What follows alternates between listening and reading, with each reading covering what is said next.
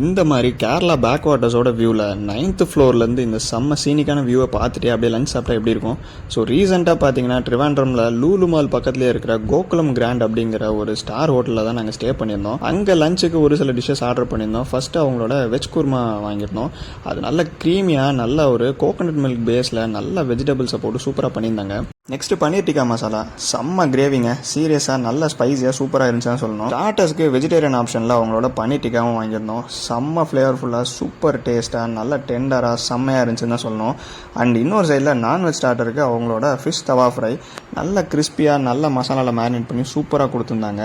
இந்த கிரேவிஸ்லாம் எதுக்குன்னு பார்த்தீங்கன்னா கேரளா போயிட்டு கேரளா பரோட்டா சாப்பிடாமையாங்க, நல்ல ஃப்ளேக்கியாக ரவுண்டாக நல்ல லேயராக சூப்பராக இருந்துச்சு.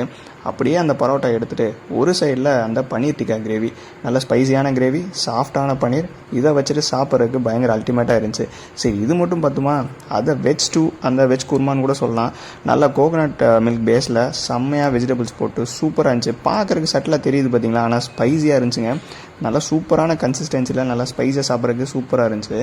அதோடு சேர்த்து இந்த நல்ல கிறிஸ்பியான பன்னீர் டிக்கா, இதை விட லஞ்சுக்கு என்னங்க வேணும். See you in the next video. Tada, bye bye.